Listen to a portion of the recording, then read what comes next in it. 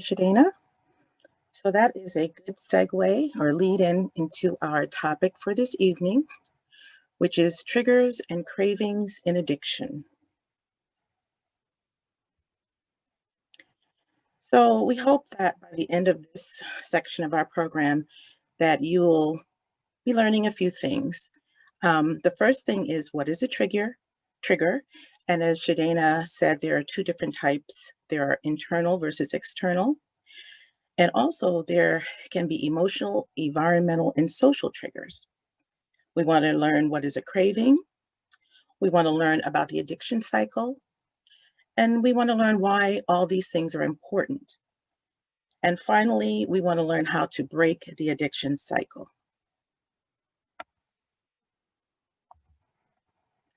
So what is a trigger? When it comes to substance misuse, triggers are internal and external. They're psychological cues or stimuli that cause a person to crave. And in this situation, it's typically causing a person to crave drugs that will eventually lead to using again. And some internal cues are anger, loneliness, when we're tired, a lot of times when we're stressed. Those are things that kind of come up for us, surface for us from the inside, from our emotions. External cues are things that affect us externally or outside of ourselves, outside of our emotions. It might be money or lack of money, visiting high risk places where we used before. It could be peer pressure, things like that.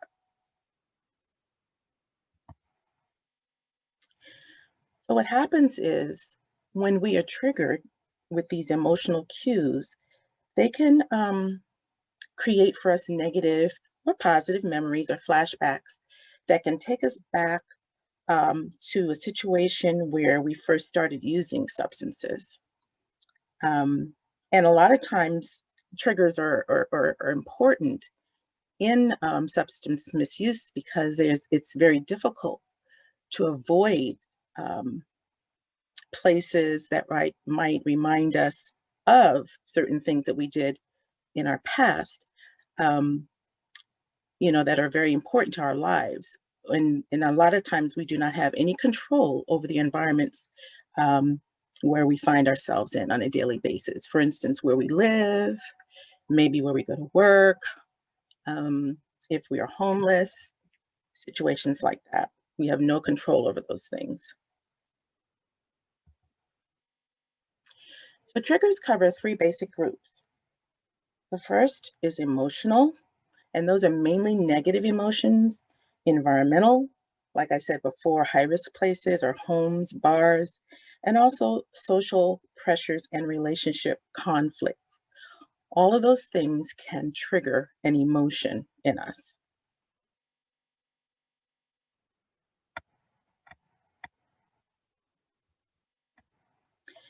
These are some examples of triggers.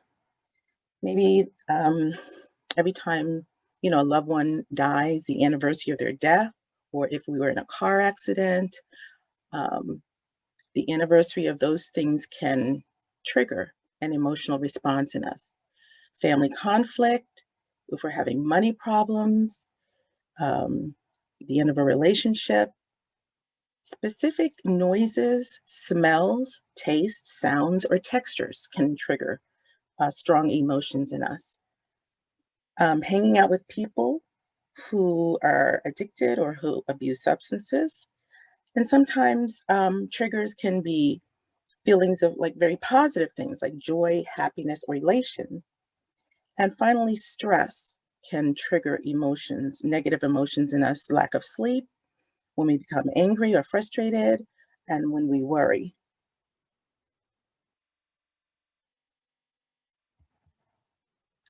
I just want to make an additional or point out um, stress. So, stress can serve as a single motivating trigger factor in substance misuse because it causes changes in our body and and can intensify or increase the need for us to use drugs.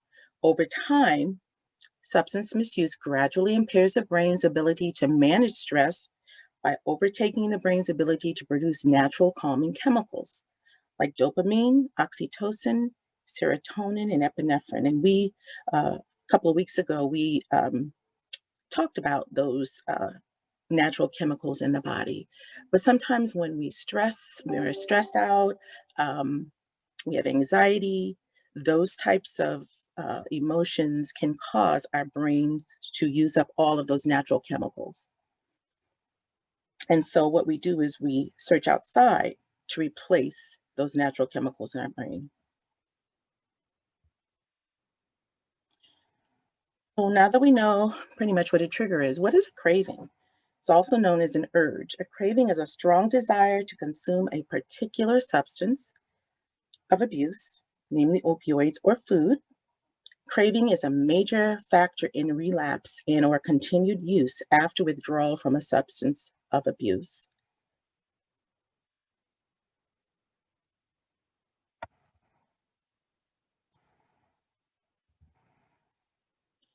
Why are these terms important in addiction?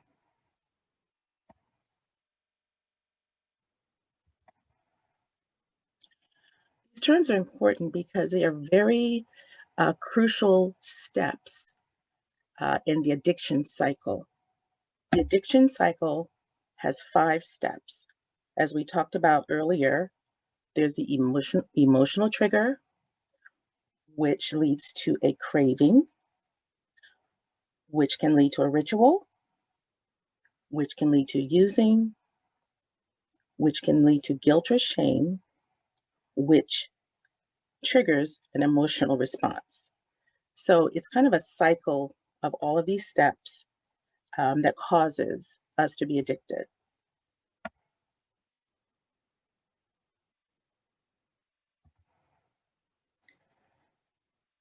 Here's a video that depicts the cycle of addiction.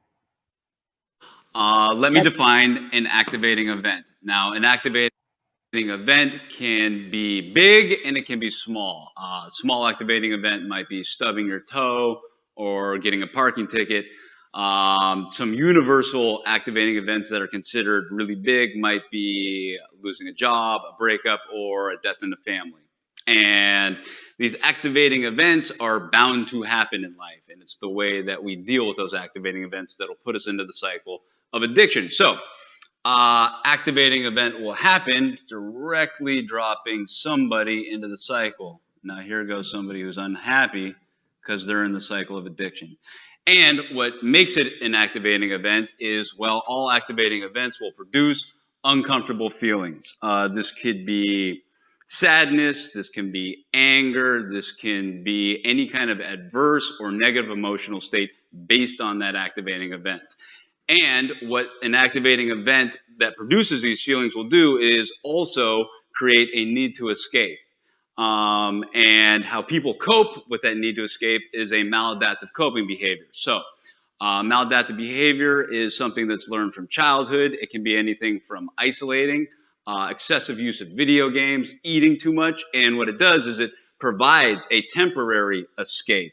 However, it is temporary and it will eventually fail somebody. So, if somebody has the disease of addiction, because this is temporary, it will eventually progress to actual drug use. And for anyone who has the disease knows what this part of the cycle consists of. And anytime somebody who has the disease puts drugs in their body, there's bound to be negative consequences. All right. So negative consequences can be relationship issues, it can be losing a job, it can be financial issues, it can be legal issues. So all kinds of negative consequences associated with putting drugs in this guy's body. And what that will always do is then produce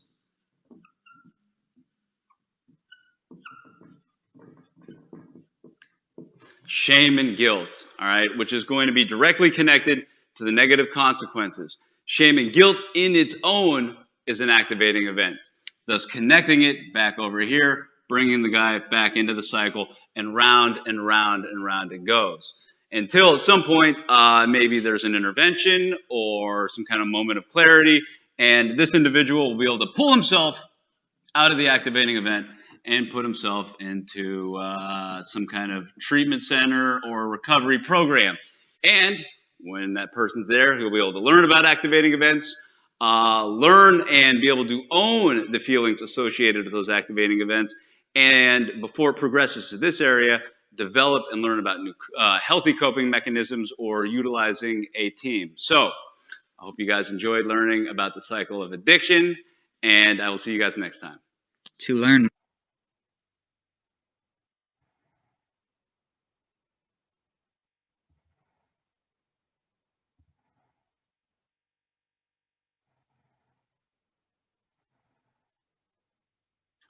Okay, so now that we understand a little bit better about the cycle of addiction, let's talk a little bit about how to break the cycle of addiction, which is also known as relapse prevention.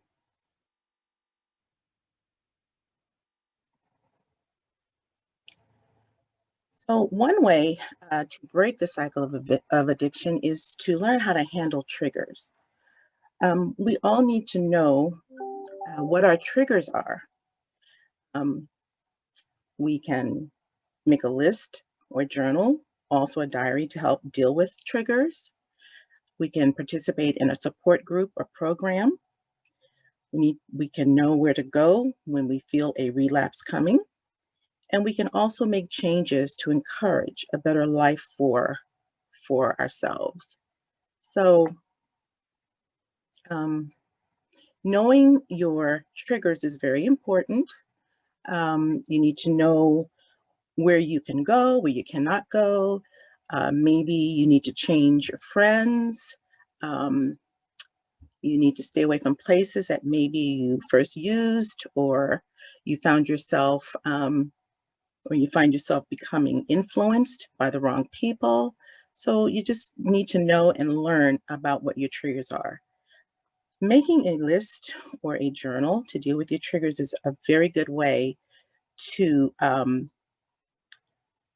know what's going on with you when you find yourself being triggered. And I'll talk about that a little more.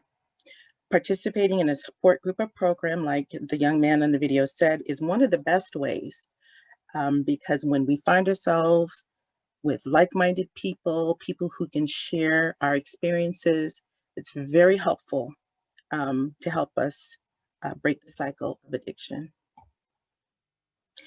And also, knowing where to go when we feel a relapse coming, that's another good way to um, try to break that cycle. Um, and then, last, make changes to encourage a better life for yourself.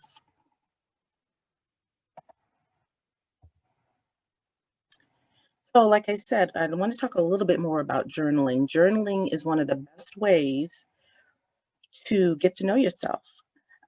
Writing things down can be very healing.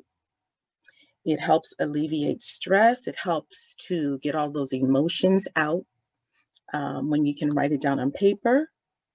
It also is a very safe way. If you're not feeling like you would like to talk to someone about it or open up about what's going on with you, it's a very safe way without having to open up to others.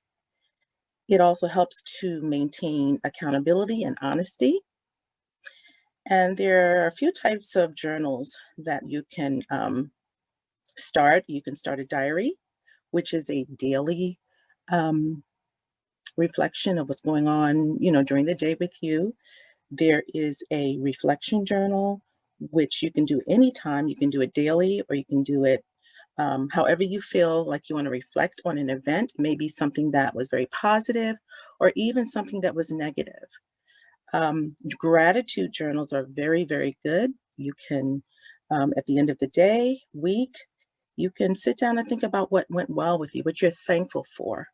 And also, the final type is a goal journal where you can write short and long term goals for yourself.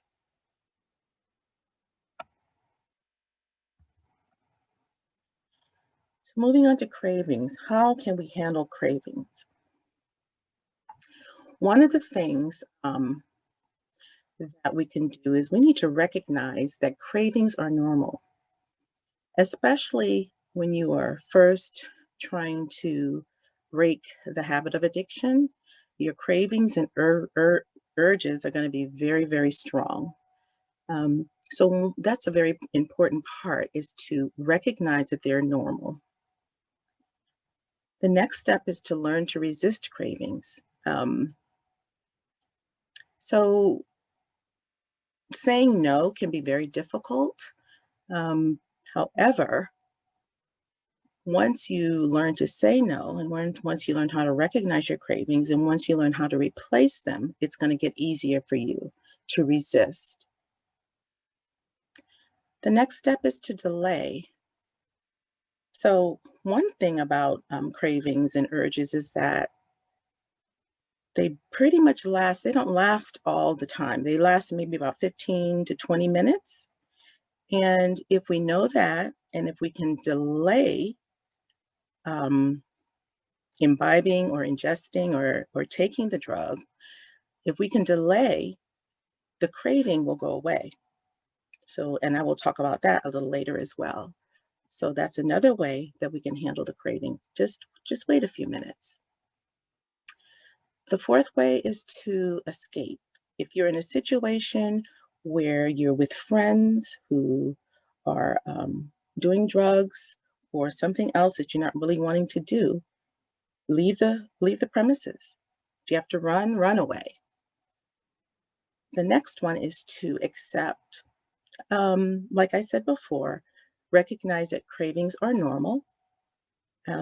They are a normal part of the addictive process.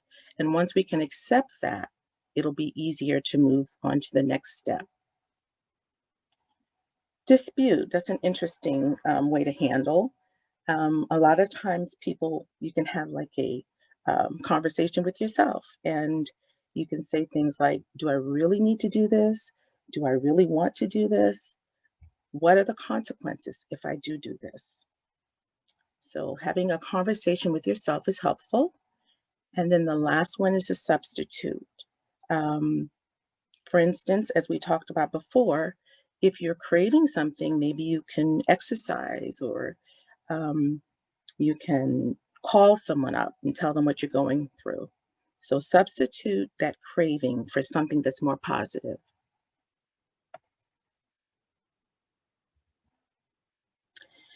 So I told you I was going to talk a little bit about time limits, just waiting it out. So here's a graph that depicts how cravings are time limited.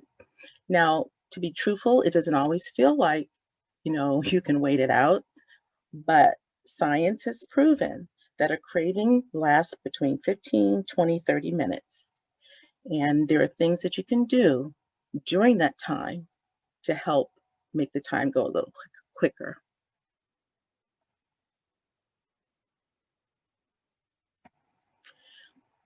So, in summary, we learned that a trigger is an emotional response to either internal or external stimuli.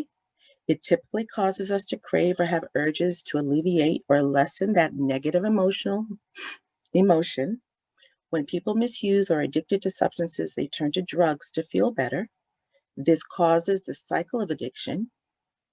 When we recognize triggers and understand how to handle cravings, we can break the cycle of addiction by substituting healthier and more positive ways to handle our emotions.